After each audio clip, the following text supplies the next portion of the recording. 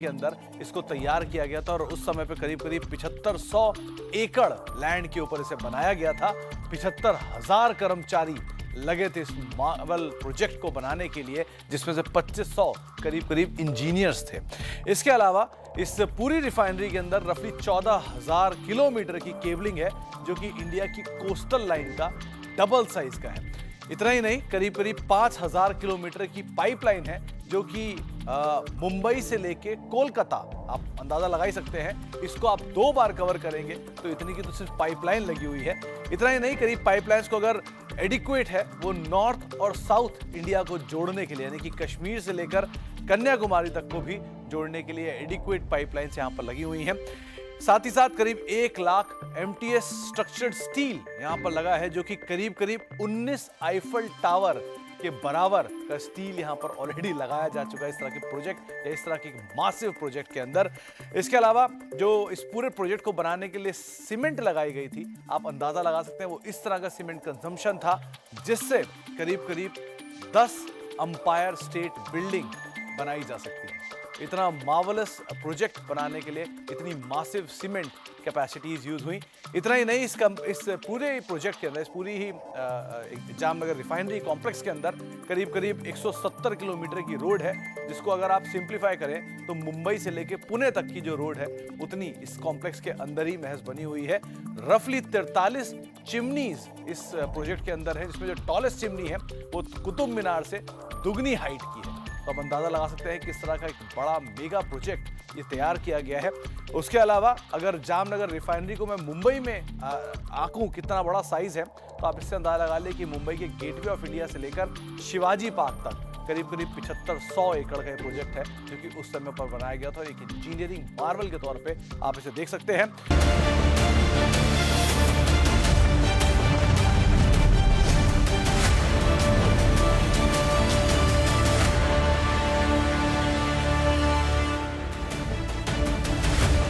नमस्कार, स्वागत है आपका आवाज़ अड्डा में। मेरा नाम नीरज है और 2024 की बिसात बीत चुकी है। लोकसभा चुनाव के लिए दोनों तरफ से, यानी पक्ष और विपक्ष की तरफ से अपने अपने पास से अपने अपनी रणनीतियाँ सामने आने लगी हैं। INDIA यानी इंडिया, जो विपक्ष ने एकजुटता एक बनाई है, महागठबंधन बनाया है, उसकी बैठकें लगातार चल रही हैं और उसमें बहुत सारे मुद्दे, स्ट्रैटेजी, कमेटी, संयोजक, तमाम चीज़ें डिस्कस हो रही हैं। दूसरी ओर NDA, जिसके नेता प्रधानमंत्री नरेंद्र मोदी और भाजपा के नेतृत्व में है, उसकी तरफ से भी तगड़ी तैयारियां चल रही हैं। तो 2024 के लोकसभा चुनाव के बहुत सारे विश्लेषण, बहुत सारे अलग अलग एनालिटिकल डिटेल्स, सर्वे भी प्री पोल आ जाते हैं, वो सब हम लोग देखते सुनते रहते हैं।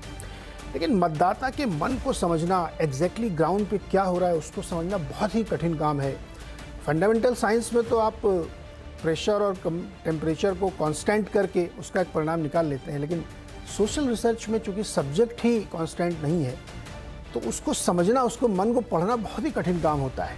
इसलिए लगातार हम लोग विश्लेषण करते हैं, बड़े बड़े जानकारों से समझने की कोशिश करते हैं कि मूड ऑफ द नेशन है क्या इस समय, देश की सोच क्या है इस समय, सत्ता पक्ष के बारे में, विपक्ष के बारे में, इश्यूज़ के बारे में, कोई नई चीज़ सोच रहे हैं, लोगों की अपेक्षाएं, आकांक्षाएं क्या हैं, कौन पूरा कर सकता है। ऐसे बहुत सारे सवाल चुनाव के लिए या चुनाव में बहुत महत्वपूर्ण हो जाते हैं, जिसके आधार पर वोटर मन बनाता है और वोट करता है। तो परिणाम तो हमें खैर जब चुनाव होंगे तब पता चलेगा, लेकिन उससे पहले इसको समझने की हमें कोशिश करते हैं। इसलिए शो का नाम हमने महाविश्लेषण रखा है, क्योंकि इसमें 2 बहुत ही बड़े जानकारों को हमने शामिल किया, जिनके थ्रू हम समझने की कोशिश करेंगे।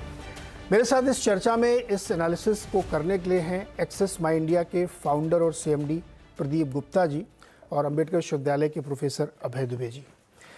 प्रदीप जी का एक परिचय और है, वो परिचय मैं इसलिए बताना चाहता हूँ कि प्रदीप जी एग्जिट पोल करते हैं, उससे पहले अपनी कोई राय नहीं रखते हैं, लेकिन एग्जिट पोल इनके इतने सटीक होते हैं कि 94% का स्ट्राइक रेट है। अब इतना तो फंडामेंटल साइंस में स्ट्राइक रेट आता है कि अगर आप 64 एग्जिट पोल करें और उसमें 60 बार आप बैंग ऑन पढ़ें, तो ये अपने आप में बड़ी बात होती है। इसलिए हमने कहा कि जब फंडामेंटल साइंस की हम लोग रिसर्च करते हैं तो परिणाम निकालना आसान हो जाता है, क्योंकि आप सब्जेक्ट को कांस्टेंट कर देते हैं। लेकिन यहाँ पे तो व्यक्ति की रिसर्च करनी, जो जिसका मन बदलता रहता है।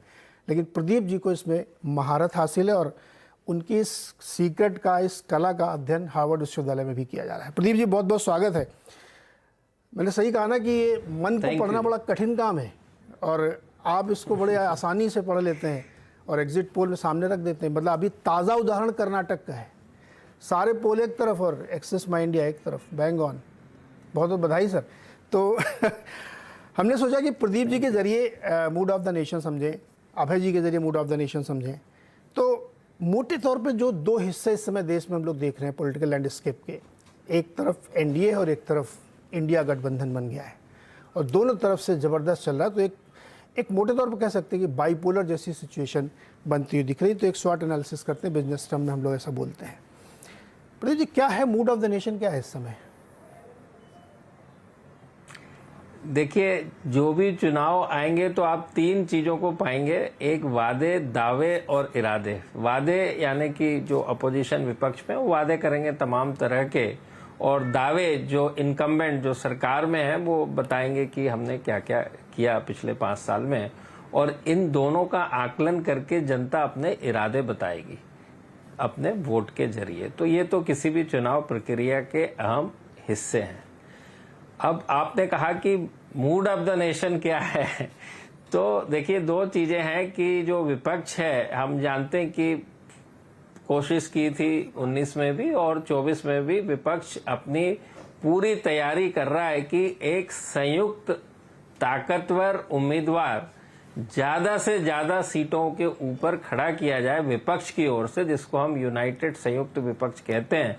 लेकिन आज वर्तमान में स्थिति ये है कि करीब 200 सीटों के ऊपर ऐसा लगता है, अभी सीट शेयरिंग जब इंडिया की आएगी उसके बाद पता चलेगा कि हकीकत क्या है। लेकिन हम ये कह सकते हैं आज के जो आसार नजर आ रहे हैं, उन आसारों को देखते हुए कि करीब 200 सीट जो कि बिहार, महाराष्ट्र, तमिलनाडु और झारखंड, वेस्ट बंगाल, केरला, इनकी बात करें तो ऐसा लग रहा है कि सहमति बनती नजर आ रही है, बट कह नहीं सकते कि आखिर में क्या होगा। बट इन 200 सीटों पे मान लेते हैं थोड़ी देर के लिए।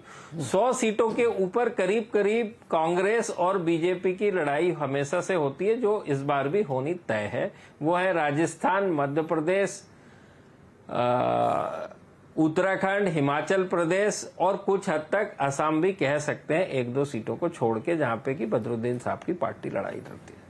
इसके अलावा जो 243 सीटें हैं, उनके ऊपर अभी भी हम ये बिल्कुल नहीं कह सकते कि वहां पे केवल बाइपोलर यानी केवल 2 ताकतवर उम्मीदवार, एक एनडीए की तरफ से, एक इंडिया की तरफ से चुनाव लड़ेंगे। इन 243 सीटों में मुख्य जो राज्य हैं वो उत्तर प्रदेश 80 सीटों के साथ, वहां पे बीएसपी ने निर्णय लिया है कि हम अलग चुनाव लड़ेंगे।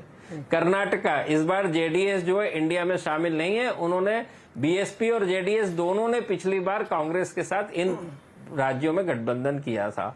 आंध्र प्रदेश, तेलंगाना, ये सारे ऐसे राज्य हैं जहां पर कि संयुक्त उम्मीदवार की कभी कहीं कोई दूर दूर तक संभावना नहीं है, क्योंकि यहाँ की जो क्षेत्रीय पार्टियां हैं, चाहे नवीन पटनायक जी की बात करें उड़ीसा के अंदर, या जगन मोहन रेड्डी की वाईएसआरसीपी, या तेलंगाना की जो है बीआरएस पार्टी, इन सब लोगों ने अभी इंडिया से अपनी दूरी बनाई हुई है और घोषित किया है कि हम दूर ही रहेंगे।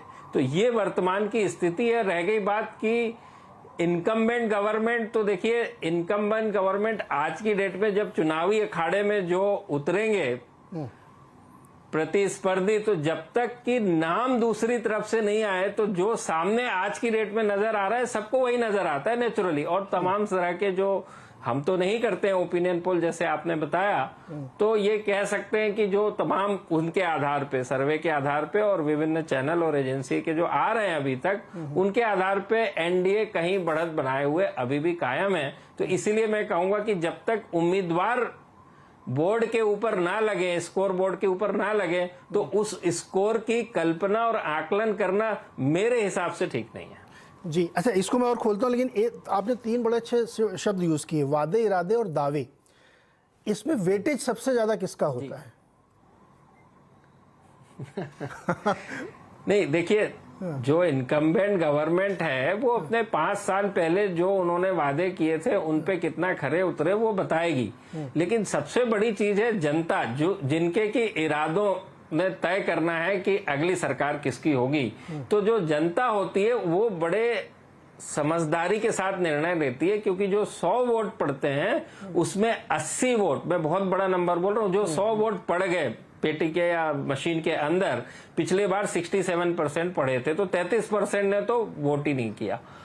तो उसमें का 80% जो होता है वो 80% लोगों का जीवन जो है सरकारी व्यवस्थाओं और सुविधाओं के ऊपर बड़ी संख्या में निर्भर करता है। हम ये कह दें कि उनका अमूमन जीवन जो है वो सरकार की इन सुविधाओं और व्यवस्थाओं के ऊपर है, तो कोई अतिशयोक्ति नहीं होगी। तो वो अपना निर्णय बड़ी समझदारी के साथ और पूरे होशो हवास में करते हैं, आकलन करने के बाद कि हमारे जीवन में आगे 5 साल किसने परिवर्तन लाने की क्षमता है या कौन उपयुक्त है। तो मैं कहूंगा जो इरादे वाली बात है उसी से डेमोक्रेसी चलती है, और हमारे यहाँ की भारत की जनता तो कम से कम बड़ी सोच समझ के समझदारी से निर्णय लेती है और अभी तक लेते आई है। तो आपने वाकई बहुत बड़ा नंबर है कि पड़े हुए मतदान का 80% इस बात पर वोट डालता है कि उसके जीवन में सरकार के कामकाज से क्या असर पड़ा, बेहतरी हुई कि नहीं हुई। तो यानी जो स्कीम्स हैं उनका फ़ायदा मिला कि नहीं मिला, और मिल सकता है क्या, इस ट्रस्ट पे वो वोट करेंगे। करेक्ट गुप्ता जी?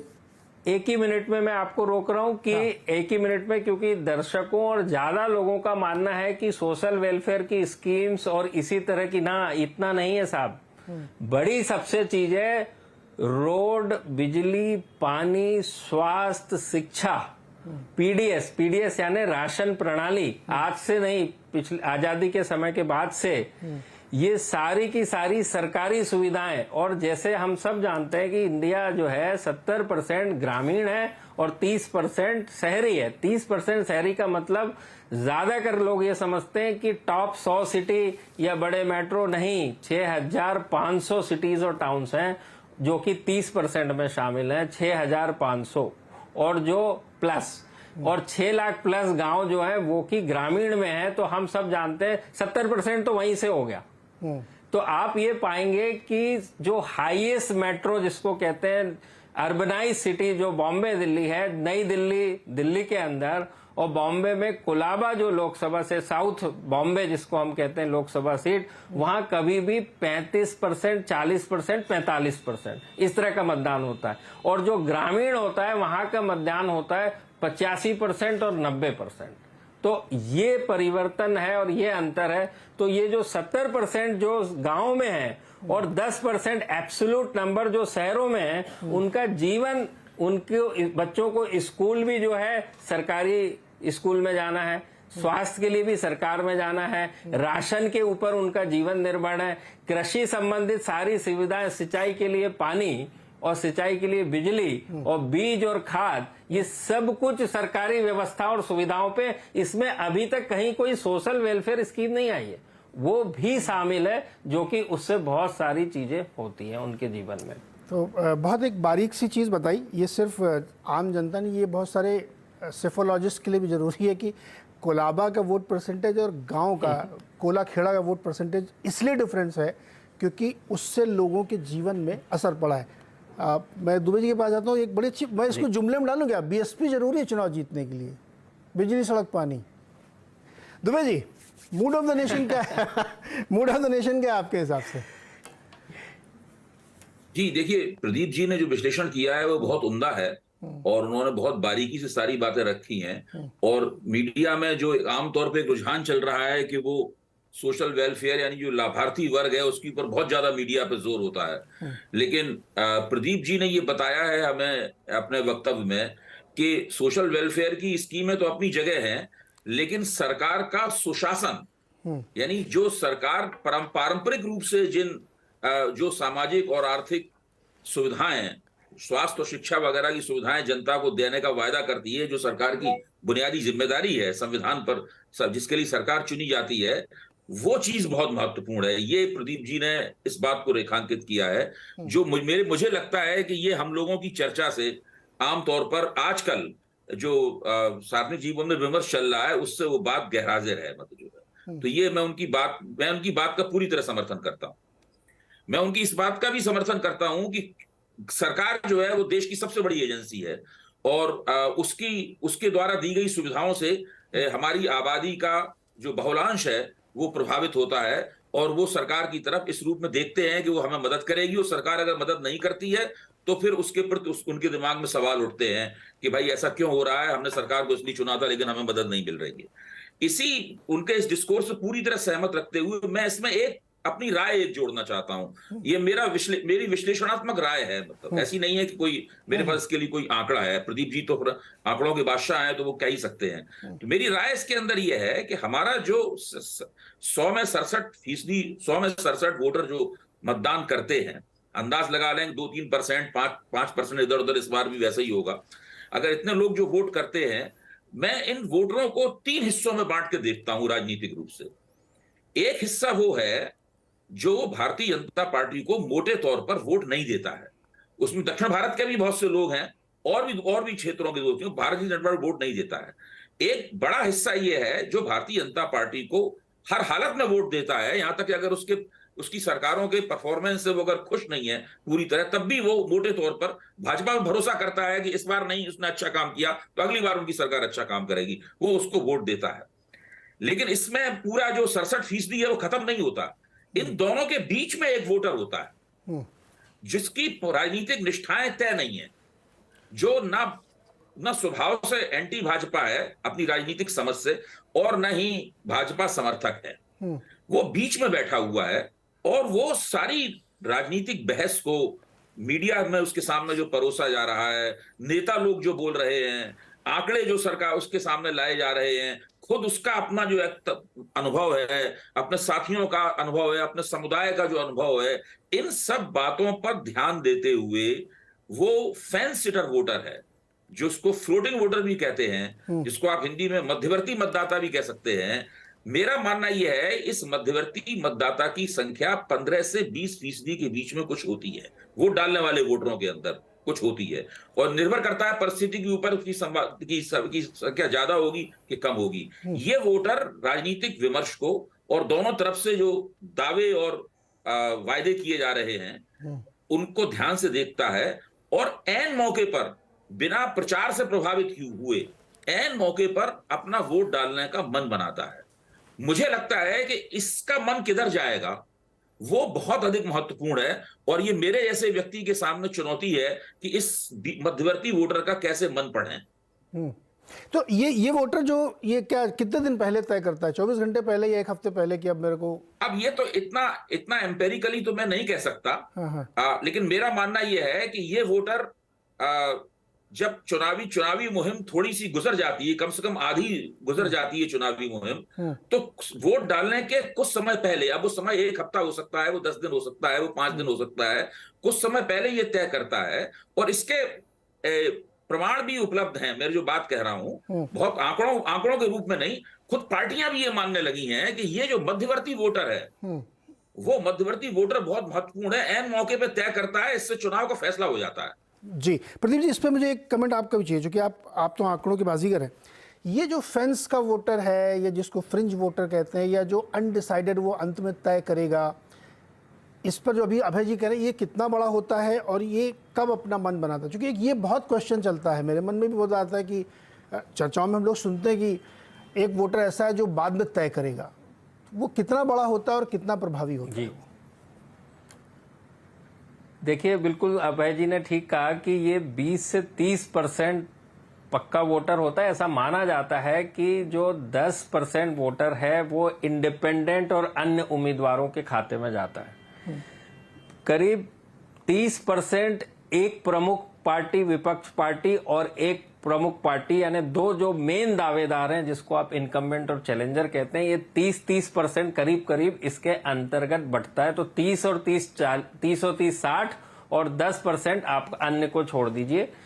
तो ये जो 30% रह गया वो हर एक प्रदेश में परिस्थितियां अलग है, कहाँ पे कितनी क्षेत्रीय पार्टियां हैं उसके ऊपर निर्भर करता है। तो ये जो 20 से 30% हम जिस फ्लोटिंग वोटर की बात कर रहे हैं, आपने पूछा कि ये कब तय करता है और कैसे ये अपना मन को बदलता है, तो इसमें जो हम अमूमन एक बहुत बड़ा शब्द सुनते हैं एंटी इनकम्बेंसी या प्रो इनकम्बेंसी। इसका मतलब है कि जो वर्तमान सरकार से, देखिए जरूरतें तो कभी भी पूरी नहीं होती, वो हमेशा चलती रहेंगी, इंसान है तो बाय एंड लार्ज यानी ये मान लें कि सरकार से खुश नहीं है तो नाराज भी नहीं है। यदि ऐसी स्थिति है उस समय पे जमीन के टुकड़े की, तो ये वोटर जो फ्लोटिंग वोटर है वो करीब करीब 6 महीने पहले चुनाव के मन बना चुका होता है कि ठीक है यार, कुछ नहीं तो पहली सरकारों से ये सरकार ही ठीक है, ऐसी स्थिति होती है।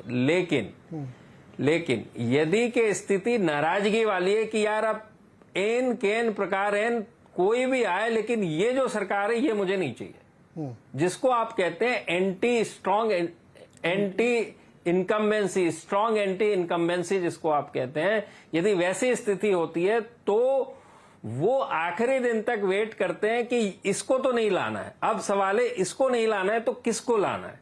तो जो किसको लाने की बात है, जो विपक्ष की पार्टी है, नेचुरली उनका उम्मीदवार और उनका गठबंधन और वो सारी चीजें थोड़ी सी चुनाव के नजदीक आते आते, कहने का मतलब 2 से 3 महीने, 1 महीने पहले तो आचार संहिता घोषित हो जाते हैं चुनाव, 2 से 3 महीने पहले वो ये देखना शुरू कर देता है कि जो भी अपोजिशन पार्टी है उनमें अब कौन उपयुक्त है पार्टी के तौर पे। और पार्टी के तौर पे यदि उसको ऐसा लगा कि यार जो सामने नजर आ रहा है इससे तो पहले ही वाले बेहतर नजर आ रहे हैं, तो वहां पर असमंजस की स्थिति आती है। फिर दूसरी चीजें पिक्चर में आती हैं, वो होती हैं जातिगत समीकरण, सामुदायिक समीकरण की एक पूरे के पूरे समुदाय ने डिक्लेयर किया कि नहीं यार अभी इसको दे देते हैं, चलिए। तो इस क्षेत्र में, इस श्रृंखला में जो अलाइनमेंट वाली बात है, वोटरों का जातिगत अलाइनमेंट की बात कर रहा हूं मैं, एक ही समाज ऐसा है जो कि अलाइनमेंट किसी के साथ नहीं है। कंट्री की बात करें, देश की बात करें, वो है आदिवासी। आदिवासी कभी भी आप नहीं पाएंगे कि किसी भी पार्टी या नेता के साथ अलाइंड है, और वो ही ऐसा है जो सबसे दूर है सरकार की सुविधाओं से, क्योंकि वो जंगलों में रह रहे हैं, आदिवासी है। वो इसीलिए किसी के साथ अलाइन नहीं, उनकी कोई जाति नहीं, उनकी है आदिवासी। तो वो एक बड़ा वर्ग होता है जो एकदम अंत में डिसाइड करता है। पहले वो बिल्कुल चुपचाप रहता है और देखते रहता है भाई, क्योंकि वो सबसे ज्यादा हाशिए पे खड़ा है, ये मान लीजिए बात। वो सबसे ज्यादा सरकार की सुविधाओं और व्यवस्थाओं से थोड़ा दूर है, तो उसकी चिंता जिसने सबसे ज्यादा की है वो उसकी तरफ झुक जाता है। करेक्ट। तो इस तरह से ये 20 से 30% जो फ्लोटर वोटर हैं, अपना अनुमान जो है 2 महीने से लेके 6 महीने के दौरान मेरी नजर में बनाते हैं, जो अभी तक की हमारी स्टडी ये कहती है। परफेक्ट। अब इसको सर हम थोड़ा करेंसी में कन्वर्ट करते हैं। कॉन्टेक्स्ट 2024 का लोकसभा चुनाव है, बाईपोलर है, एक तरफ इंडिया गैंग है और एक तरफ एनडीए गैंग है, 2 बड़े दिग्गज हैं।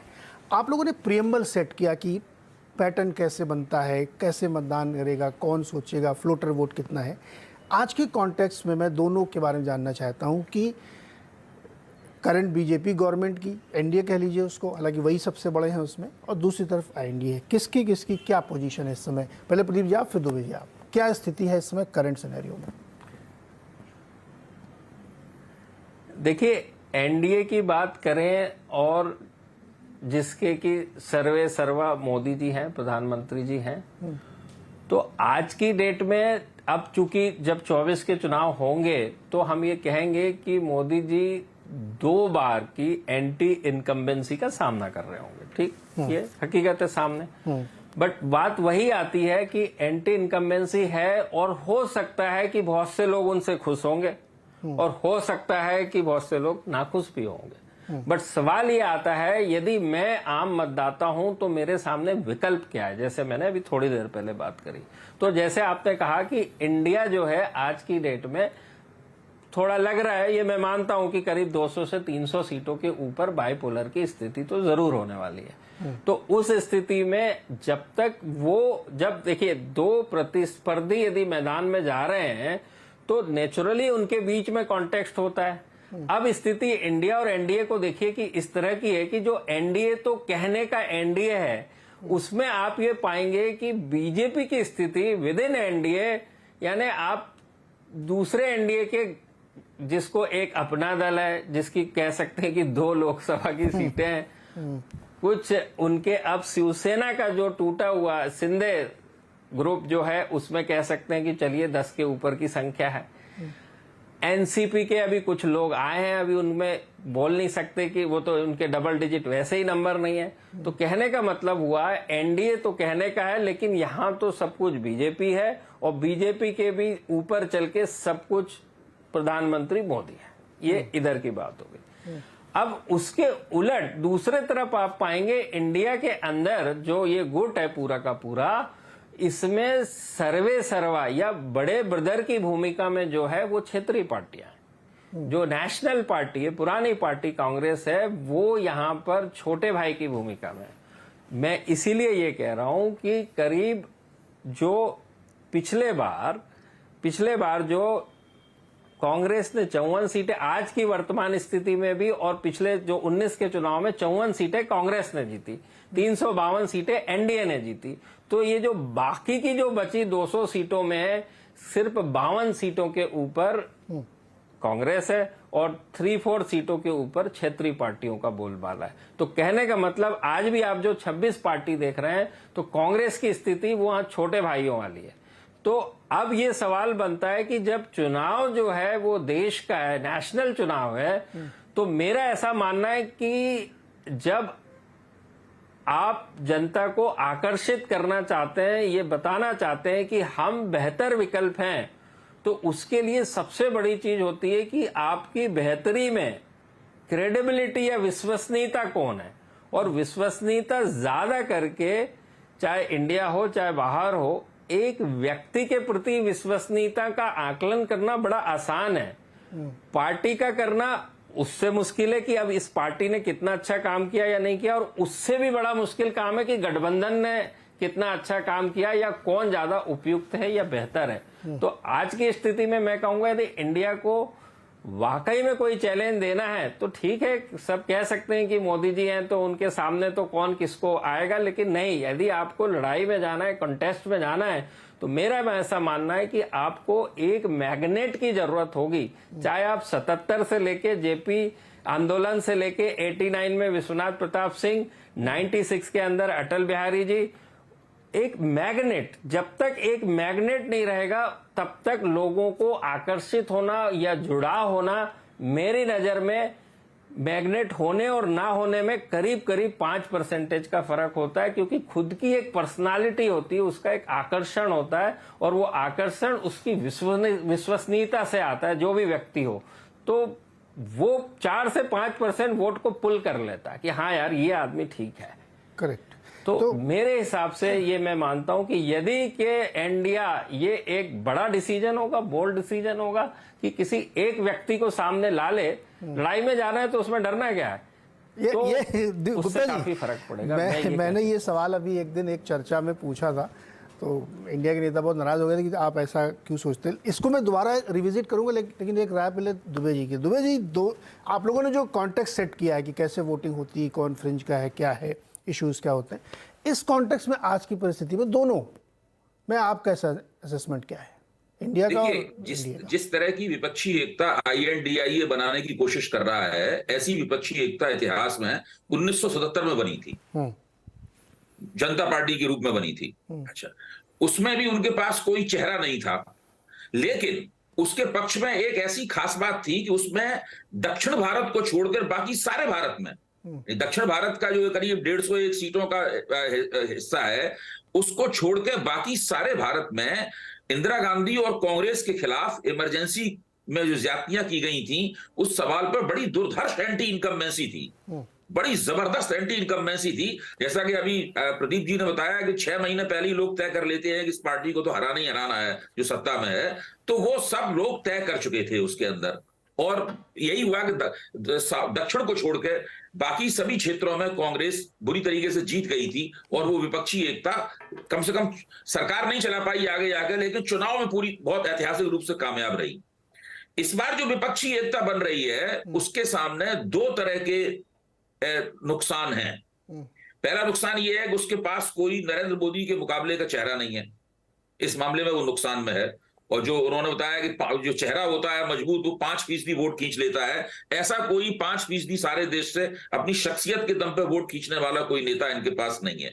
और नहीं उनका इरादा ऐसा है, जो अभी तक की खबर है मेरे पास और आपके पास भी खबर है, कि वो ऐसा कोई चेहरा सामने रखने वाले हैं। तो वो बिना चेहरे के ही अपना जो वायदा है वो दावे के मुकाबले पेश करेंगे, अगर प्रदीप जी की भाषा का हम लोग इस्तेमाल करें।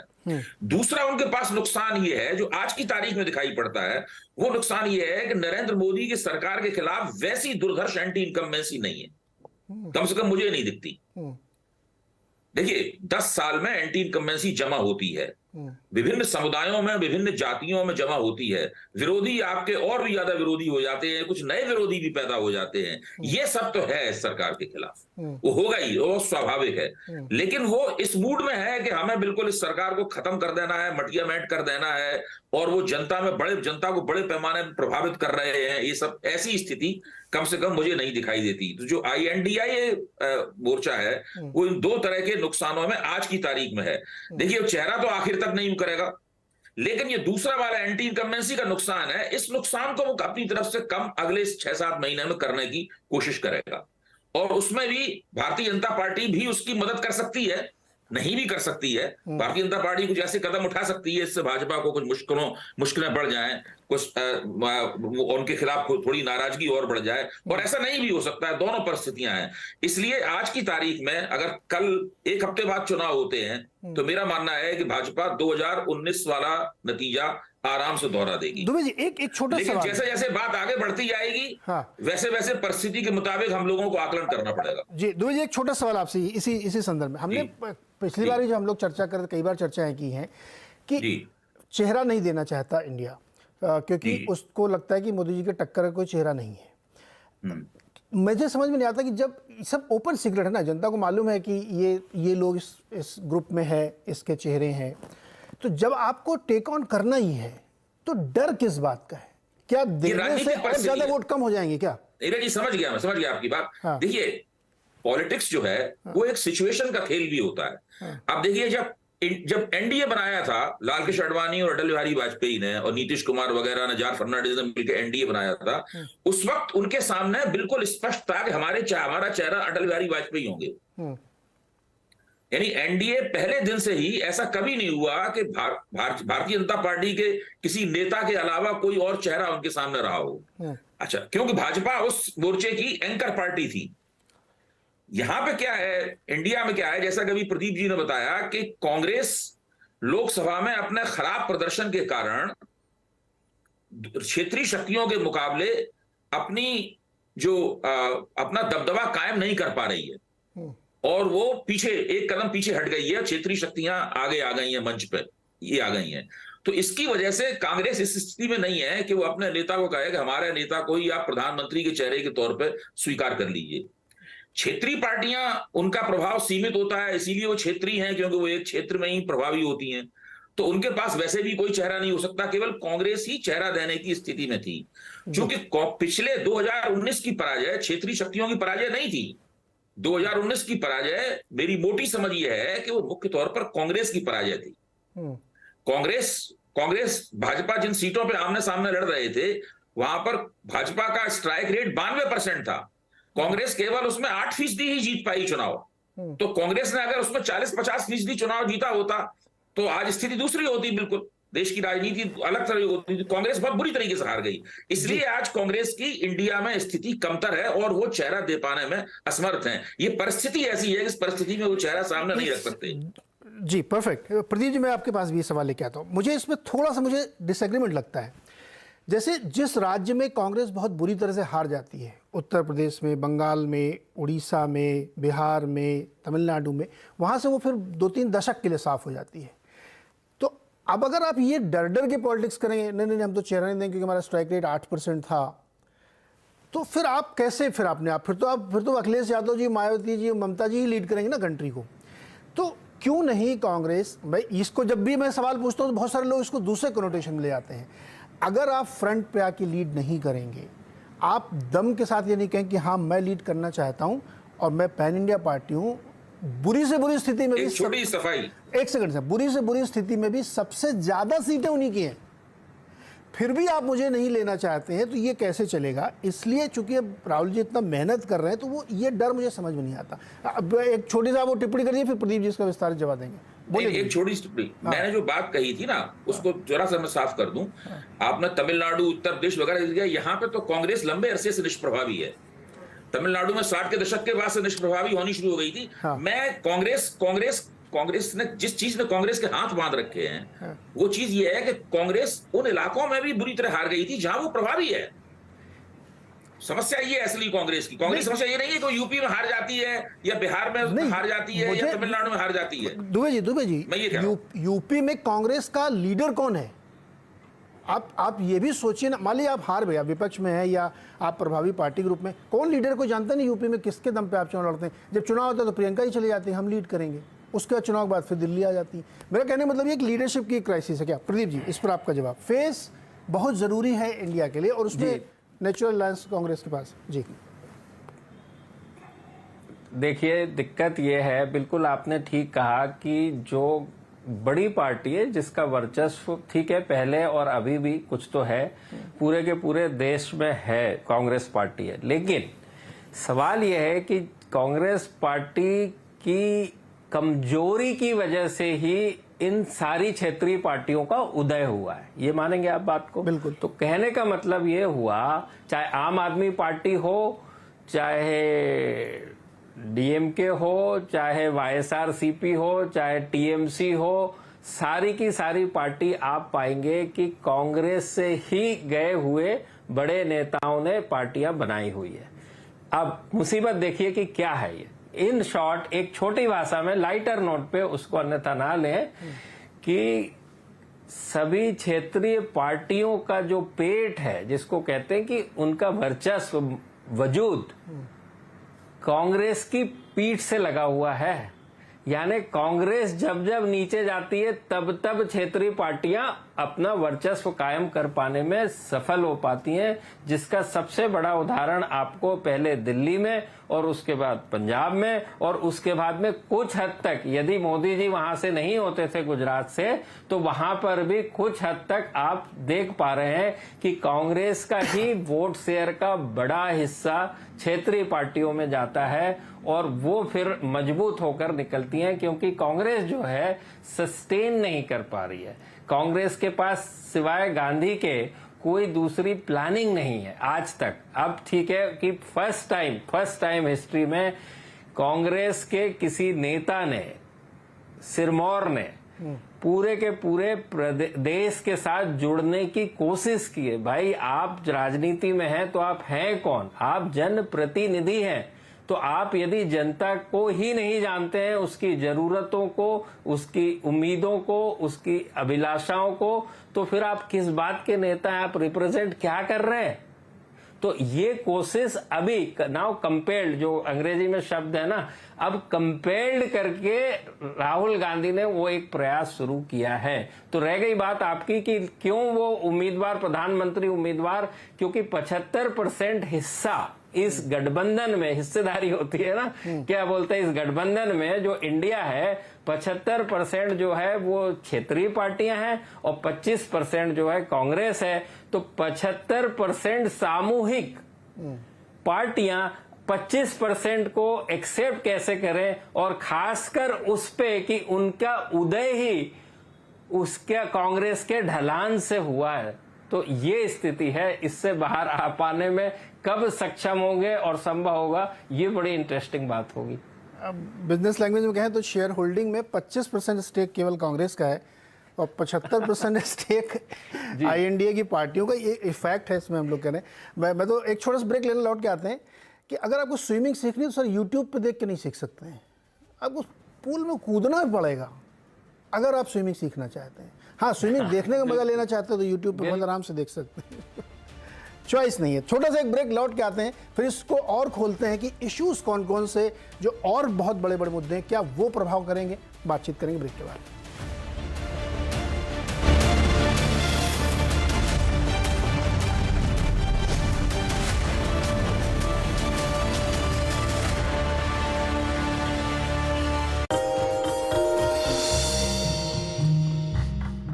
डू यू नो में आज हम बातचीत करने वाले हैं दुनिया की सबसे बड़ी फुटवेयर कंपनी जो कि मार्केट कैप के लिहाज से है, वो है नाइकी के बारे में। दरअसल 62% वर्ल्ड एथलीट मार्केट का जो मार्केट शेयर है वो नाइकी कैप्चर करता है और हम सब जानते हैं किस तरह से इस ब्रांड की डोमिनेंस दुनिया भर में देखने को मिलती है। इस कंपनी की जो शुरुआत हुई थी वो करीब 1964 में हुई थी और इसकी शुरुआत ओरेगन्स के एक ट्रैक एथलीट फिलिप नाइट और उनके कोच बिल बोवरमैन साहब ने की थी। और शुरुआती कारोबार में नाइकी जूते बनाने कामकाज में तो नहीं थे, लेकिन हाँ ओनित्सुका टाइगर जिसके जूते आपने अक्सर मॉल में देखे होंगे, उनके डिस्ट्रीब्यूशन के कारोबार के अंदर ज़रूर दिखाई पड़ती थी। नाइकी ने जब शुरुआत की थी तब ये नाइकी के नाम से नहीं, दरअसल इसका नाम नाइकी है, नाइक नहीं है। नाइकी की जो शुरुआत हुई थी वो नाइकी के नाम से नहीं हुई थी, जबकि ब्लू रिबन स्पोर्ट के नाम से इसकी शुरुआत हुई थी। 1971 में ही इसका नाम बदला गया था नाइकी के तौर पे। 1971 में ही कंपनी को वो टिक का जो लोगो है वो मिला था। और एक और इंटरेस्टिंग फैक्ट ये भी है कि नाइकी का जो लोगो है वो कैरोलिन डेविडसन ने डिज़ाइन किया था, जो कि एक इंस्पायर है जो ग्रीक गॉडेस हैं उनके विंग्स से इसे इंस्पायर किया गया है। शुरुआत में इस लोगो को डिज़ाइन करने के लिए $35 दिए गए थे, लेकिन जैसे जैसे इसकी वैल्यू रियलाइज़ होनी शुरू हुई, जो एग्जिस्टिंग प्रमोटर्स थे उन्होंने इस डेविडसन को एक एग्जीक्यूटिव डिनर पे बुलाया और डिनर पे बुलाने के बाद उन्हें एक डायमंड सेट रिंग दी जिसके ऊपर वो टिक बना हुआ था, और साथ ही साथ उनको कंपनी के स्टॉक भी दिए, यानी कि ईसॉप्स भी दिए गए जो कि वो होल्ड करती हैं और बहुत अच्छी वैल्यू भी वहाँ पे रियलाइज़ होते हुए दिखाई पड़ी। इसके अलावा जो पहला एथलीट जिसने नाइकी के जूतों को प्रमोट किया था वो थे इलाई नेस्टेस, जो कि रोमेनियन टेनिस प्लेयर थे। और एक और इंटरेस्टिंग फैक्ट ये भी है कि माइकल जॉर्डन, जो कि जिनकी वजह से नाइकी की एक बहुत बड़ी सीरीज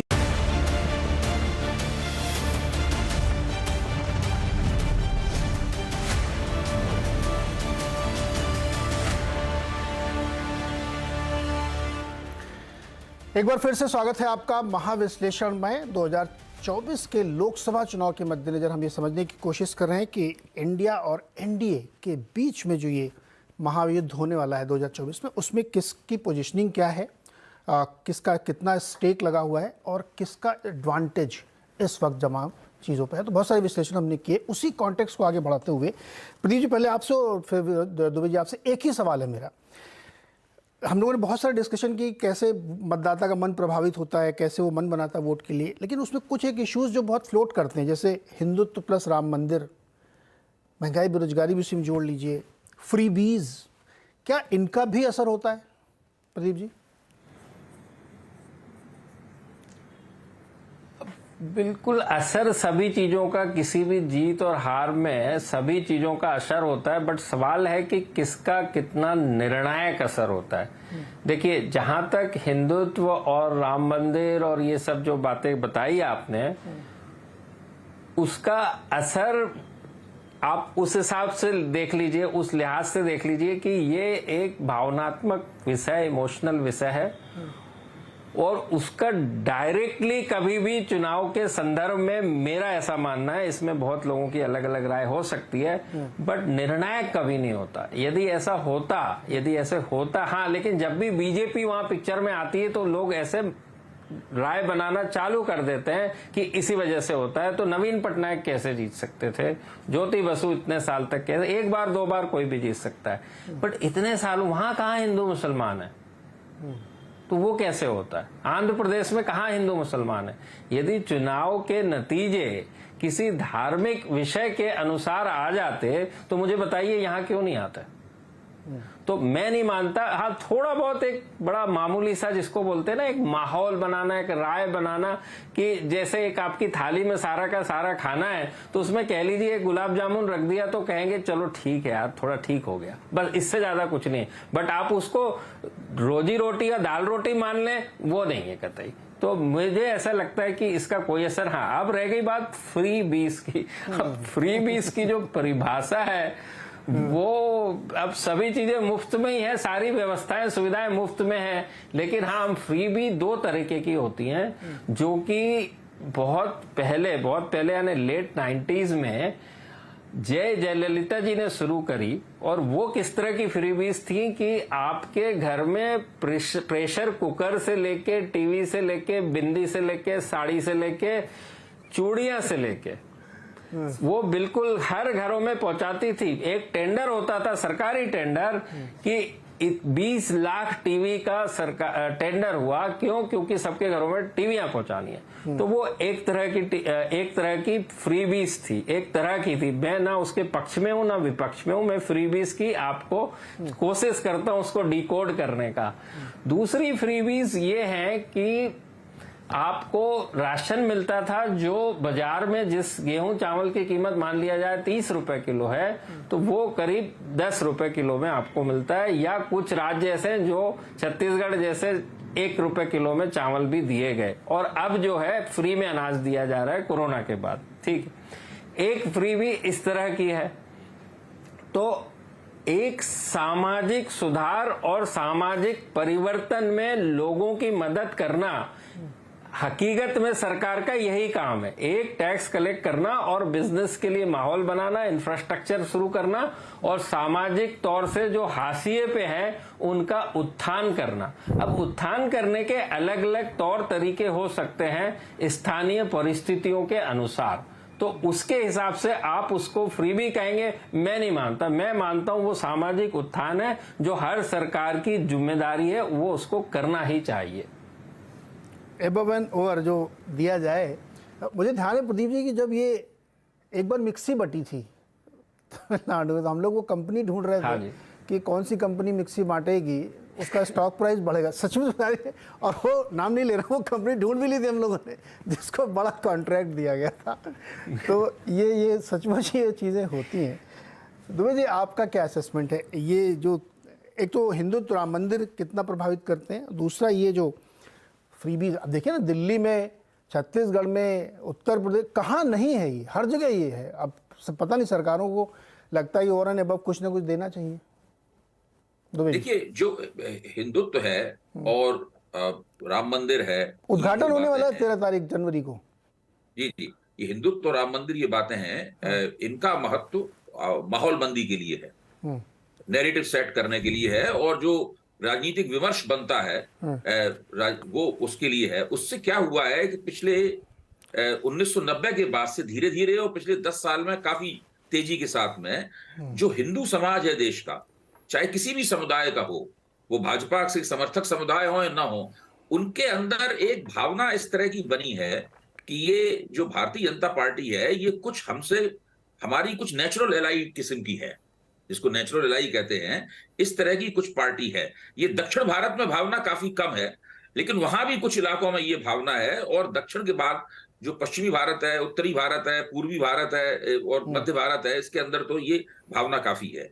ये भावना रखते हुए भी उसमें बहुत सारे लोग भाजपा के खिलाफ वोट करते हैं। ये भावना अनिवार्य तौर पर उन्हें भाजपा का वोटर बना देगी, ये मैं नहीं कह रहा हूं, लेकिन इससे ये एक माहौल बना है। इससे भाजपा को जो स्टार्टिंग पूंजी, जो शुरुआती पूंजी मिलती है चुनाव की, वो बड़ी जबरदस्त हो जाती है। और पिछले 10 साल में इस चीज का हम लोगों ने देखा है कि भाजपा की शुरुआती पूंजी जो है ना, वो काफी जबरदस्त होती है। सामुदायिक दृष्टि से भाजपा के साथ जुड़े हुए समुदाय मुझे गैर भाजपा समुदायों के मुकाबले ज्यादा बड़े और ज्यादा ठोस लगते हैं। मुझे ऐसा लगा। और मुझे लगता है कि भाजपा की चुनावी सफलता है, चुनावी सफलता में उसकी जो कम्युनिटी कनेक्ट है, जाति की बात नहीं कर रहा हूं मैं, समुदाय की बात कर रहा हूं। एक जाति 3 राज्यों में होती है, 3 तरह के समुदायों की तरह आचरण करती है, और तीनों अलग अलग राजनीतिक प्राथमिकताएं उसकी होती हैं। तो वो भाजपा का सामुदायिक कम्युनिटी कनेक्ट जो है, वो दूसरी पार्टियों के मुकाबले काफी ज्यादा है, और देश के ज्यादा बड़े इलाके में है। उसका जो कैचमेंट एरिया है, वो कैचमेंट एरिया बहुत है। तो एक तो वो हिंदुत्व की वजह से जो माहौल बंदी होती है, वो भाजपा के पक्ष में जाती है, और भाजपा का कैचमेंट एरिया काफी बड़ा है, इसलिए वो थोड़ी बहुत नाराजगी वाराजगी होने के बावजूद भी जो है ना, उसकी बहुत बुरी पराजय नहीं होती आमतौर पर भाजपा की, और वो या तो चुनाव जीत जाती है या कुछ थोड़ा बहुत जीतते जीतते रह जाती है, ये स्थिति होती है। आप देखेंगे कि भाजपा जिन प्रदेशों में चुनाव हारी है उसमें बहुत कम प्रदेश ऐसे हैं जहां भाजपा का सुपड़ा साफ हुआ हो। वहां पे हार गई, समझ लो पिछली बार मध्य प्रदेश में हारी थी तो कोई बहुत बड़ी पराजय नहीं थी, राजस्थान में हारी थी, बहुत केवल छत्तीसगढ़ में सुपड़ा साफ हुआ था। तो अभी कर्नाटक में देखिए चुनाव हार गई, बहुत कम सीटें मिली, लेकिन वोट फिर भी उसको अच्छे और सम्मानजनक और काफी पिछली बार जैसे ही वोट मिले। तो दिल्ली में लगातार भाजपा चुनाव हारती है, लेकिन उसका एक मतदाता मंडल उसका एक फिक्स है, वो वोट उसको हर बार मिलता ही मिलता है। दिल्ली में तो भाजपा 6 चुनाव से नहीं जीती है, क्योंकि उस वोट को बढ़ा नहीं पाती थी, नहीं जीत पाती, लेकिन उसको अपना वोट जो है वो लगातार बार बार दोहरा मिलता है। तो ये एक भाजपा की एक खास विशेषता है जो कि दूसरी पार्टियों में नहीं दिखाई पड़ती। अच्छा, ये वाला भी जोड़िए, जो ये फ्रीबीज का खेल एक चलता है, ये कितना प्रभावित करता है चुनाव को? अच्छा, जहां तक फ्रीबीज का सवाल है, हाँ। मोदी जी ने जब ये खेल शुरू किया था जनधन योजना से, तो ऐसा लगता था कि ये खेल एक ही व्यक्ति खेल रहा है। फिर क्या हुआ कि दूसरी पार्टियों ने भी, उनके जो सत्तारूढ़ नेता थे उनके राज्यों में, उन्होंने भी इस खेल को पकड़ लिया। तो अब बहुत कुछ जो फ्रीबीज का और लाभार्थी बनाने का जो खेल है, वो मुख्यमंत्रियों द्वारा अपने अपने लाभार्थियों की दुनिया बना दी गई है। तो वो काफी कुछ एक हद तक न्यूट्रलाइज हो गया है। ये भाजपा को पता लग भी रहा है, इसीलिए मोदी जी 3 साल से लगातार रेवड़ी रेवड़ी क्यों बोल रहे हैं कि आप जो फ्रीबी बांटते हैं वो रेवड़ी है, हम जो फ्रीबी बांटते हैं वो समाज कल्याण है। तो इसीलिए वो रेवड़ी रेवड़ी बोलना शुरू हो गए। तो उन्होंने जो रेवड़ी तंत्र बनाया था मोदी जी ने, अब दूसरों ने भी अपने अपने रेवड़ी तंत्र बना दिए हैं। तो रेवड़ी तंत्र बनाने की ये प्रतियोगिता है जो एक दूसरे को कैंसिल कर दिया है इसने आमतौर पर। ओके, अब एक सवाल मेरे मन में ये आता है प्रदीप जी कि कर्नाटक का सबसे रीसेंट इलेक्शन है और जहाँ पे आपका जो असेसमेंट था वो बिल्कुल 100% बैंग ऑन था। उस चुनाव के जरिए मैं अपने इस, जो हम लोगों ने भी चर्चा की, उसके मैट्रिक्स को समझना चाहता हूँ। कर्नाटक में क्या हुआ था अचानक से? देखिए, मैंने जैसे बताया, जनता ये देखती है कि ये जो सरकार है, वर्तमान सरकार है, उसने 5 साल पहले हमसे क्या वादे किए थे और जो उस 5 साल के प्रशासन के दौरान हमको क्या मिला, हमारी प्लेट में क्या आया। मैंने बताया ना, उनका जीवन उसी पे, सरकार इनकम्बेंट जो गवर्नमेंट है उसके ऊपर निर्भर है। तो आप कर्नाटक की स्थिति देखिए कि शुरू के 15 महीने तो कुमार स्वामी जी की सरकार थी कांग्रेस के समर्थन से, उसके बाद येदियुरप्पा जी बने और उसके बाद लास्ट के 21 महीनों में 2 साल से थोड़ा कम बसवराज बोम्मई बने और उसी दौरान कोरोना भी आया। और जो पृष्ठभूमि है साउथ के राज्यों की 2 बार तो बहुत बड़ी बात हो गई। ज्यादा करके कुछ अपवाद हैं जब जयललिता ने 2016 का चुनाव रिपीट किया था और अभी केरल के अंदर लेफ्ट ने चुनाव को रिपीट किया था। इस 2 अपवाद को छोड़ दें जो कि बहुत कम होते हैं, तो हर 5 साल में जनता अपनी सरकार बदल देती है। और यहां पे खासकर कर्नाटक में आप ये देखिए कि जनता को लगा कि इन सबको तो मौका दे दिया, तो इसमें जो 5 साल पहले, उसके 5 साल पहले सीतारामैया गवर्नमेंट थी जिसने पूरे 5 साल किए थे, वो तो इनसे कहीं बेहतर थे। तो जनता ने बड़ी संख्या में उस दिशा में चले गए। मैंने बताया ना, जब तक आपको जनता तक डिलीवरी कर पाने में आप असक्षम हैं, तब तक जनता आपके साथ नहीं होगी। आप उसी कॉन्टेक्स्ट में, मैं बार बार इसलिए कहता हूं कि क्यों सरकारें रिपीट होती हैं, आप नवीन पटनायक जी को देख लीजिए। ऐसा राज्य जो करीब हम कहते हैं कि लास्ट के 5 गरीब प्रदेशों में कहलाता है जनता के पॉइंट ऑफ व्यू से। मिनरल बहुत से हो सकते हैं बट जनता को थोड़ी ना मिनरल मिल रहा है। उसके बाद वहां पर नवीन पटनायक जी कभी नजर नहीं आते। उनका कोई ऑर्गेनाइजेशन ऐसा नहीं है कि 2nd और 3rd जो पंक्ति के नेता हैं वो जमीन के ऊपर सब कर रहे हैं, और उसके बावजूद उनको भाषा भी नहीं आती और उनकी आज की डेट में एज, उम्र और बहुत सारी उनके स्वास्थ्य के चलते वो ऐसे जाते भी नहीं है कनेक्ट भी, बट क्यों रिपीट करते हैं? ये आंसर होना चाहिए ना सबके पास, क्यों रिपीट करते हैं? वहां कहाँ हिंदू मुसलमान है, वहां कहाँ पर इस तरह की सारी विजिबिलिटी है, एडवर्टाइजिंग है वगैरह वगैरह, फिर क्यों जीतते हैं? तो साहब, जो जनता की आशाएं अपेक्षाएं हैं, यदि आप वो पूरी करेंगे तो आप जीतते हैं। उसी का नाम डिलीवरी है। जो बड़े सेक्शन ऑफ सोसाइटी को चाहिए वो आप पूरा कीजिए, आप जीतते जाएंगे। ज्योति बसु जी जीतते थे, बंगाल की हालत देख लीजिए उस हिसाब से, बट वो तो हम अपने चश्मे से बंगाल की हालत देख रहे हैं ना। वहां के मानस से पूछिए ना जो उनको जिता रहा है, उसकी तो जरूरतें पूरी हो रही है, इसीलिए वो जीत रहे हैं। अच्छा, तो एक वैल्यू एडेड क्वेश्चन पूछ ले, क्या करंट तो वही गवर्नमेंट, कर्नाटक की बात है, करंट गवर्नमेंट आपको लग रहा है कि डिलीवरी दे रही है? मौजूदा सरकार डिलीवरी दे रही है क्या? ये थोड़ा वैल्यूड क्वेश्चन है। देखिए, मैंने वैसे ही कहा ना कि जो करेंट गवर्नमेंट है, मैंने कहा ना कि एक जो ह्यूमन साइकोलॉजी और ह्यूमन काम कैसे करता है अपनी जरूरतों पे आधारित है। तो बहुत सी जरूरतें तो पूरी हो रही है, बहुत से लोगों की हो रही है, ठीक है। डिलीवरी की बात मैं कर रहा हूँ, इस सरकार के संबंध में मैं बात कर रहा हूँ। बिल्कुल बिल्कुल जरूरतें बहुत सी पूरी हो रही हैं, बट सवाल ये उठता है कि अब कितनी जरूरतें बाकी हैं और उन बाकी जरूरतों को पूरा कर पाने में कौन विश्वसनीय सामने है, पार्टी या चेहरा, उसके अनुसार जनता ने निर्णय लेना है। क्योंकि हर आने वाला कल हर जाने वाले कल से बेहतर ही होना है, इसमें कोई डाउट नहीं है। तो वो बेहतरी के लिए कौन ज्यादा उपयुक्त है, उसके ऊपर जनता निर्णय करेगी। ये बात बिल्कुल सही है। हम लोग अच्छा बिजनेस चैनल में होने के नाते ना, मैंने कई बार दुबे जी जब तो अक्सर आते हैं, मैं हमेशा कहता हूँ कि take it like a business, कि गुरु डिलीवर क्या किया आपने और कौन डिलीवर कर सकता है। हो सकता है किसी का बेटर ऑफर हो, कोई बहुत अच्छा और दे सकता हो तो मैं उधर जाऊंगा, बाकी इधर फ्रिंज के एलिमेंट्स मुझे कोई फर्क नहीं पड़ता। दो जी फाइनल कमेंट आपका।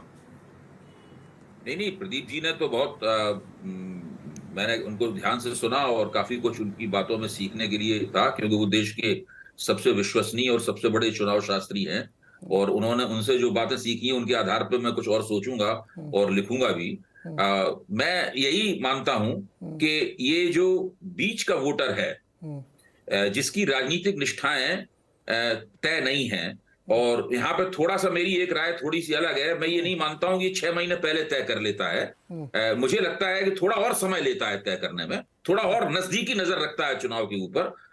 तो वो क्लोजली वॉच करता है पूरे इलेक्शन को, तो वो बाद में वो आखिर में तय करता है। अभी भी 2024 के चुनाव में ये जो बीच का वोटर है, ये बहुत ध्यान से सब चीजों को देख रहा है और ये जो निर्णय करेगा, ये निर्णय ही उसी तरफ पलड़ा झुकेगा। और अभी इसके निर्णय को अपनी तरफ झुकाने में ज्यादा समर्थ अगर कोई दिख रहा है तो वो भारतीय जनता पार्टी और नरेंद्र मोदी दिख रहे हैं। ओके प्रदीप जी, एक छोटा सवाल, ये जो आप लोगों ने कहा कि 30% का वोटर है, जो ये चुनाव दर चुनाव बदलता रहता है, ये 25-30% का एकदम ब्लॉक है, ये हमेशा इतने रहता है?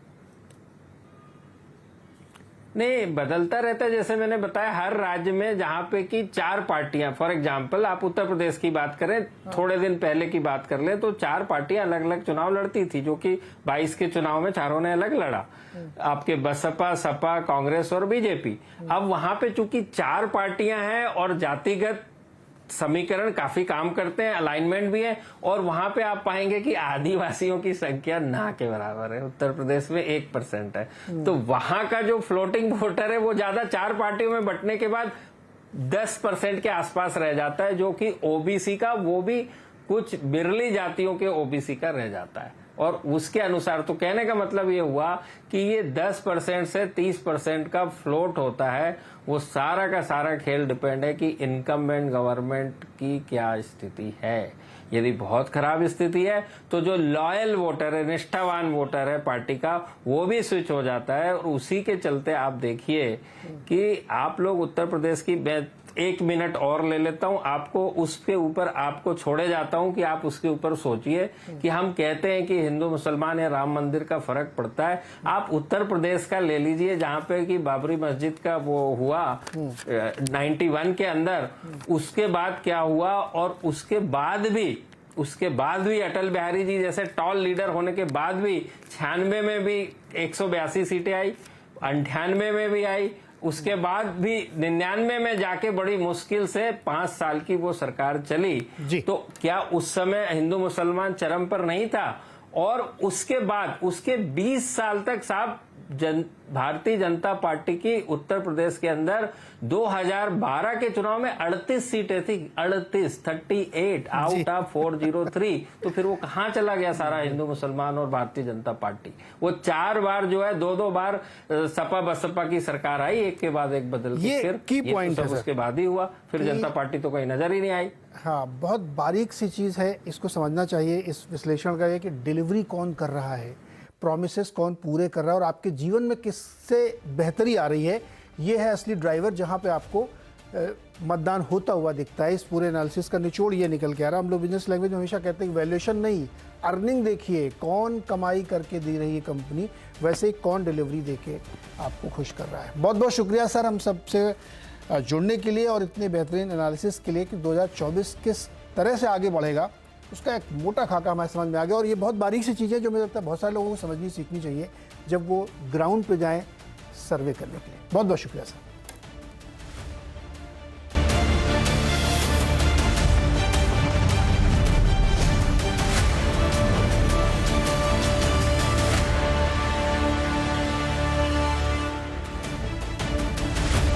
नमस्कार, स्वागत है आपका आवाज़ अड्डा में। मेरा नाम नीरज है और 2024 की बिसात बीत चुकी है। लोकसभा चुनाव के लिए दोनों तरफ से यानी पक्ष और विपक्ष की तरफ से अपने अपने पास से अपने अपने रणनीतियां सामने आने लगी हैं। INDIA यानी इंडिया जो विपक्ष ने एकजुटता एक बनाई, एक महागठबंधन बनाया है, उसकी बैठकें लगातार चल रही हैं और उसमें बहुत सारे मुद्दे, स्ट्रैटेजी, कमेटी, संयोजक, तमाम चीज़ें डिस्कस हो रही हैं। दूसरी ओर NDA जिसके नेता प्रधानमंत्री नरेंद्र मोदी और भाजपा के नेतृत्व में है, उसकी तरफ से भी तगड़ी तैयारियां चल रही हैं। तो 2024 के लोकसभा चुनाव के बहुत सारे विश्लेषण, बहुत सारे अलग अलग एनालिटिकल डिटेल्स, सर्वे भी प्री पोल आ जाते हैं, वो सब हम लोग देखते सुनते रहते हैं। लेकिन मतदाता के मन को समझना, एग्जैक्टली ग्राउंड पे क्या हो रहा है उसको समझना बहुत ही कठिन काम है। फंडामेंटल साइंस में तो आप प्रेशर और टेम्परेचर को कांस्टेंट करके उसका एक परिणाम निकाल लेते हैं, लेकिन सोशल रिसर्च में चूंकि सब्जेक्ट ही कांस्टेंट नहीं है तो उसको समझना, उसको मन को पढ़ना बहुत ही कठिन काम होता है। इसलिए लगातार हम लोग विश्लेषण करते हैं, बड़े बड़े जानकारों से समझने की कोशिश करते हैं कि मूड ऑफ द नेशन है क्या इस समय, देश की सोच क्या है इस समय, सत्ता पक्ष के बारे में, विपक्ष के बारे में, इश्यूज़ के बारे में, कोई नई चीज़ सोच रहे हैं, लोगों की अपेक्षाएं आकांक्षाएं क्या हैं, कौन पूरा कर सकता है। ऐसे बहुत सारे सवाल चुनाव के लिए या चुनाव में बहुत महत्वपूर्ण हो जाते हैं, जिसके आधार पर वोटर मन बनाता है और वोट करता है। तो परिणाम तो हमें खैर जब चुनाव होंगे तब पता चलेगा, लेकिन उससे पहले इसको समझने की हमें कोशिश करते हैं। इसलिए शो का नाम ने महाविश्लेषण रखा है, क्योंकि इसमें दो बहुत ही बड़े जानकारों को हमने शामिल किया जिनके थ्रू हम समझने की कोशिश करेंगे। मेरे साथ इस चर्चा में, इस एनालिसिस को करने के लिए हैं एक्सेस माई इंडिया के फाउंडर और CMD प्रदीप गुप्ता जी और अम्बेडकर विश्वविद्यालय के प्रोफेसर अभय दुबे जी। प्रदीप जी का एक परिचय और है, वो परिचय मैं इसलिए बताना चाहता हूँ कि प्रदीप जी एग्जिट पोल करते हैं, उससे पहले अपनी कोई राय नहीं रखते हैं, लेकिन एग्जिट पोल इनके इतने सटीक होते हैं कि 94% का स्ट्राइक रेट है। अब इतना तो फंडामेंटल साइंस में स्ट्राइक रेट आता है कि अगर आप 64 एग्जिट पोल करें और उसमें 60 बार आप बैंग ऑन पढ़ें तो ये अपने आप में बड़ी बात होती है। इसलिए हमने कहा कि जब फंडामेंटल साइंस की हम लोग रिसर्च करते हैं तो परिणाम निकालना आसान हो जाता है, क्योंकि आप सब्जेक्ट को कांस्टेंट कर देते हैं। लेकिन यहाँ पे तो व्यक्ति की रिसर्च करनी जो जिसका मन बदलता रहता है। लेकिन प्रदीप जी को इसमें महारत हासिल है और उनकी इस सीक्रेट का, इस कला का अध्ययन हार्वर्ड विश्वविद्यालय में भी किया जा रहा है। प्रदीप जी बहुत बहुत स्वागत है। मैंने सही कहा ना कि ये मन को पढ़ना बड़ा कठिन काम है और आप इसको बड़े आसानी से पढ़ लेते हैं और एग्जिट पोल में सामने रख देते हैं। मतलब अभी ताज़ा उदाहरण कर्नाटक का है, सारे पोल एक तरफ और एक्सेस माई इंडिया एक तरफ, बैंग ऑन। बहुत बहुत बधाई सर। तो हमने सोचा कि प्रदीप जी के ज़रिए मूड ऑफ द नेशन समझें, अभय जी के ज़रिए मूड ऑफ द नेशन समझें।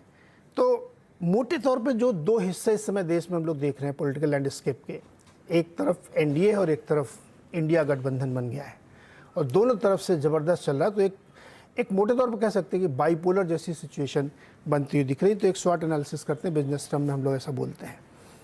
प्रदीप जी, क्या है मूड ऑफ द नेशन, क्या है इस समय? देखिए, जो भी चुनाव आएंगे तो आप तीन चीजों को पाएंगे। एक, वादे, दावे और इरादे। वादे यानी कि जो अपोजिशन विपक्ष में वो वादे करेंगे तमाम तरह के, और दावे जो इनकम्बेंट जो सरकार में है वो बताएंगे कि हमने क्या क्या किया पिछले 5 साल में, और इन दोनों का आकलन करके जनता अपने इरादे बताएगी अपने वोट के जरिए। तो ये तो किसी भी चुनाव प्रक्रिया के अहम हिस्से हैं। अब आपने कहा कि मूड ऑफ द नेशन क्या है, तो देखिए, दो चीजें हैं कि जो विपक्ष है, हम जानते हैं कि कोशिश की थी 19 में भी और 24 में भी, विपक्ष अपनी पूरी तैयारी कर रहा है कि एक संयुक्त ताकतवर उम्मीदवार ज्यादा से ज्यादा सीटों के ऊपर खड़ा किया जाए विपक्ष की ओर से, जिसको हम यूनाइटेड संयुक्त विपक्ष कहते हैं। लेकिन आज वर्तमान में स्थिति ये है कि करीब 200 सीटों के ऊपर ऐसा लगता है। अभी सीट शेयरिंग जब इंडिया की आएगी उसके बाद पता चलेगा कि हकीकत क्या है, लेकिन हम ये कह सकते हैं आज के जो आसार नजर आ रहे हैं उन आसारों को देखते हुए कि करीब 200 सीट जो कि बिहार, महाराष्ट्र, तमिलनाडु और झारखंड, वेस्ट बंगाल, केरला, इनकी बात करें तो ऐसा लग रहा है कि सहमति बनती नजर आ रही है, बट कह नहीं सकते कि आखिर में क्या होगा। बट इन 200 सीटों पे मान लेते हैं थोड़ी देर के लिए। 100 सीटों के ऊपर करीब करीब कांग्रेस और बीजेपी की लड़ाई हमेशा से होती है, जो इस बार भी होनी तय है। वो है राजस्थान, मध्य प्रदेश, उत्तराखंड, हिमाचल प्रदेश और कुछ हद तक असम भी कह सकते हैं, 1-2 सीटों को छोड़ के, जहां पे कि बदरुद्दीन साहब की पार्टी लड़ाई लड़ती है। इसके अलावा जो 243 सीटें हैं उनके ऊपर अभी भी हम ये बिल्कुल नहीं कह सकते कि वहां पे केवल बाईपोलर यानी केवल 2 ताकतवर उम्मीदवार, एक एनडीए की तरफ से, एक इंडिया की तरफ से चुनाव लड़ेंगे। इन 243 सीटों में मुख्य जो राज्य हैं वो उत्तर प्रदेश 80 सीटों के साथ, वहां पे बीएसपी ने निर्णय लिया है कि हम अलग चुनाव लड़ेंगे। कर्नाटका, इस बार जेडीएस जो है इंडिया में शामिल नहीं है, उन्होंने बीएसपी और जेडीएस दोनों ने पिछली बार कांग्रेस के साथ इन राज्यों में गठबंधन किया था। आंध्र प्रदेश, तेलंगाना, ये सारे ऐसे राज्य हैं जहां पर कि संयुक्त उम्मीदवार की कभी कहीं कोई दूर दूर तक संभावना नहीं है, क्योंकि यहाँ की जो क्षेत्रीय पार्टियां हैं, चाहे नवीन पटनायक जी की बात करें उड़ीसा के अंदर, या जगन मोहन रेड्डी की वाईएसआरसीपी, या तेलंगाना की जो है बीआरएस पार्टी, इन सब लोगों ने अभी इंडिया से अपनी दूरी बनाई हुई है और घोषित किया है कि हम दूर ही रहेंगे। तो ये वर्तमान की स्थिति है। रह गई बात की इनकम्बेंट गवर्नमेंट, तो देखिए, इनकम्बेंट गवर्नमेंट आज की डेट में जब चुनावी अखाड़े में जो उतरेंगे प्रतिस्पर्धी, तो जब तक कि नाम दूसरी तरफ से नहीं आए, तो जो सामने आज की डेट में नजर आ रहा है सबको वही नजर आता है नेचुरली। और तमाम तरह के जो हम तो नहीं करते हैं ओपिनियन पोल जैसे आपने बताया, तो ये कह सकते हैं कि जो तमाम उनके आधार पे, सर्वे के आधार पे और विभिन्न चैनल और एजेंसी के जो आ रहे हैं अभी तक, उनके आधार पे एनडीए कहीं बढ़त बनाए हुए अभी भी कायम है। तो इसीलिए मैं कहूंगा कि जब तक उम्मीदवार बोर्ड के ऊपर ना लगे, स्कोर बोर्ड के ऊपर ना लगे, तो उस स्कोर की कल्पना और आकलन करना मेरे हिसाब से ठीक नहीं है। जी, अच्छा, इसको मैं और खोलता हूँ, लेकिन आपने 3 बड़े अच्छे शब्द यूज किए, वादे, इरादे और दावे। इसमें वेटेज सबसे ज्यादा किसका होता है? नहीं, देखिए, जो इनकम्बेंट गवर्नमेंट है वो अपने 5 साल पहले जो उन्होंने वादे किए थे उन पे कितना खरे उतरे वो बताएगी। लेकिन सबसे बड़ी चीज है जनता, जो जिनके की इरादों ने तय करना है कि अगली सरकार किसकी होगी। तो जो जनता होती है वो बड़े समझदारी के साथ निर्णय लेती है, क्योंकि जो 100 वोट पड़ते हैं उसमें 80 वोट, मैं बहुत बड़ा नंबर बोल रहा हूँ, जो 100 वोट पड़ गए पेटी के या मशीन के अंदर, पिछले बार 67% पड़े थे, तो 33% ने तो वोट ही नहीं किया। तो उसमें का 80% जो होता है वो 80% लोगों का जीवन जो है सरकारी व्यवस्थाओं और सुविधाओं के ऊपर बड़ी संख्या में निर्भर करता है। हम ये कह दें कि उनका अमूमन जीवन जो है वो सरकार की इन सुविधाओं और व्यवस्थाओं के ऊपर है, तो कोई अतिशयोक्ति नहीं होगी। तो वो अपना निर्णय बड़ी समझदारी के साथ और पूरे होशो हवास में करते हैं, आकलन करने के बाद कि हमारे जीवन में आगे 5 साल किसने परिवर्तन लाने की क्षमता है या कौन उपयुक्त है। तो मैं कहूंगा जो इरादे वाली बात है उसी से डेमोक्रेसी चलती है, और हमारे यहाँ की भारत की जनता तो कम से कम बड़े सोच समझ के समझदारी से निर्णय लेती है और अभी तक लेते आई है। तो आपने वाकई बहुत बड़ा नंबर है कि पड़े हुए मतदान का 80% इस बात पर वोट डालता है कि उसके जीवन में सरकार के कामकाज से क्या असर पड़ा, बेहतरी हुई कि नहीं हुई। तो यानी जो स्कीम्स हैं उनका फ़ायदा मिला कि नहीं मिला, और मिल सकता है क्या, इस ट्रस्ट पे वो वोट करेंगे। करेक्ट गुप्ता जी? एक ही मिनट में मैं आपको रोक रहा हूं कि एक ही मिनट में, क्योंकि दर्शकों और ज्यादा लोगों का मानना है कि सोशल वेलफेयर की स्कीम्स और इसी तरह की, ना इतना नहीं है साहब।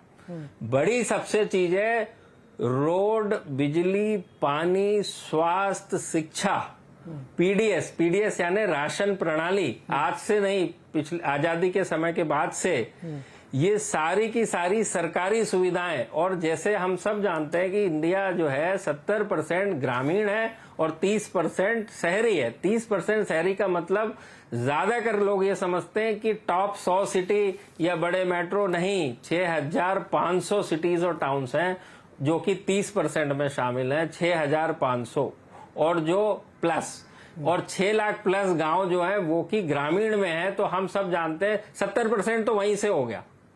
तो आप ये पाएंगे कि जो हाईएस्ट मेट्रो जिसको कहते हैं अर्बनाइज सिटी जो बॉम्बे दिल्ली है, नई दिल्ली दिल्ली के अंदर, और बॉम्बे में कोलाबा जो लोकसभा से साउथ बॉम्बे जिसको हम कहते हैं लोकसभा सीट, वहां कभी भी 35%, 40%, 45% इस तरह का मतदान होता है। और जो ग्रामीण होता है वहां का मतदान होता है 85% और 90%।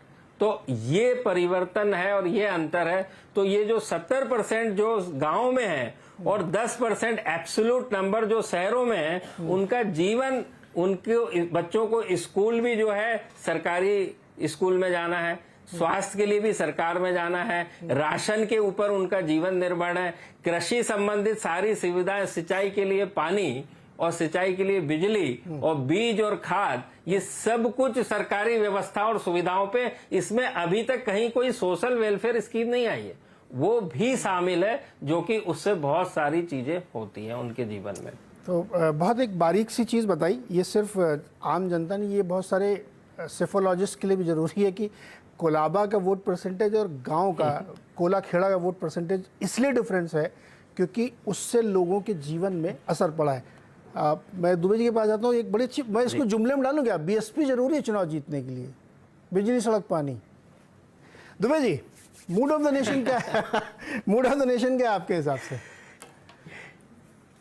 जी देखिए, प्रदीप जी ने जो विश्लेषण किया है वो बहुत उम्दा है और उन्होंने बहुत बारीकी से सारी बातें रखी हैं। और मीडिया में जो आमतौर पे रुझान चल रहा है कि वो सोशल वेलफेयर यानी जो लाभार्थी वर्ग है उसके ऊपर बहुत ज्यादा मीडिया पे जोर होता है, लेकिन प्रदीप जी ने ये बताया है हमें अपने वक्तव्य में कि सोशल वेलफेयर की स्कीमें तो अपनी जगह हैं, लेकिन सरकार का सुशासन यानी जो सरकार पारंपरिक रूप से जिन जो सामाजिक और आर्थिक सुविधाएं, स्वास्थ्य और शिक्षा वगैरह की सुविधाएं जनता को देने का वायदा करती है, जो सरकार की बुनियादी जिम्मेदारी है संविधान पर जिसके लिए सरकार चुनी जाती है, वो चीज बहुत महत्वपूर्ण है। ये प्रदीप जी ने इस बात को रेखांकित किया है, जो मुझे लगता है कि ये हम लोगों की चर्चा से आमतौर पर आजकल जो सार्वजनिक जीवन में विमर्श चल रहा है उससे वो बात गैरहाजिर है, मतलब जो है। तो ये मैं उनकी बात का पूरी तरह समर्थन करता हूं।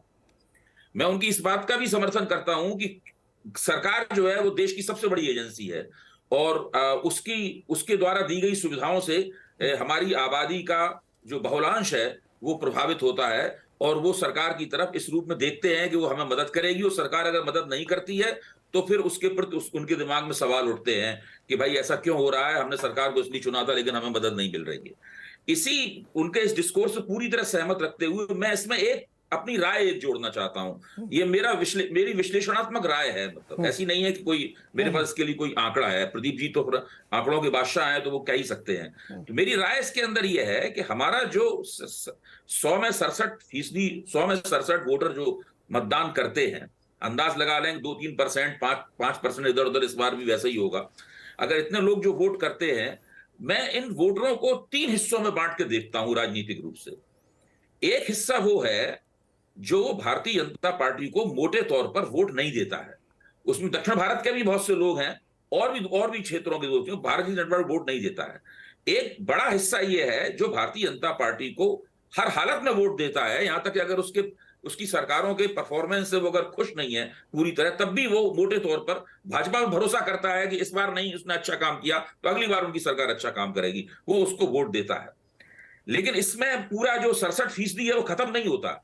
इन दोनों के बीच में एक वोटर होता है जिसकी राजनीतिक निष्ठाएं तय नहीं है, जो ना स्वभाव से एंटी भाजपा है अपनी राजनीतिक समझ से, और न ही भाजपा समर्थक है। वो बीच में बैठा हुआ है, और वो सारी राजनीतिक बहस को मीडिया में उसके सामने जो परोसा जा रहा है, नेता लोग जो बोल रहे हैं, आंकड़े जो सरकार उसके सामने लाए जा रहे हैं, खुद उसका अपना जो अनुभव है, अपने साथियों का अनुभव है, अपने समुदाय का जो अनुभव है, इन सब बातों पर ध्यान देते हुए वो फेंस सिटर वोटर है, जिसको फ्लोटिंग वोटर भी कहते हैं, जिसको आप हिंदी में मध्यवर्ती मतदाता भी कह सकते हैं। मेरा मानना यह है इस मध्यवर्ती मतदाता की संख्या 15 से 20% के बीच में कुछ होती है, वोट डालने वाले वोटरों के अंदर कुछ होती है, और निर्भर करता है परिस्थिति के ऊपर उसकी संख्या ज्यादा होगी कि कम होगी। ये वोटर राजनीतिक विमर्श को और दोनों तरफ से जो दावे और वायदे किए जा रहे हैं उनको ध्यान से देखता है, और ऐन मौके पर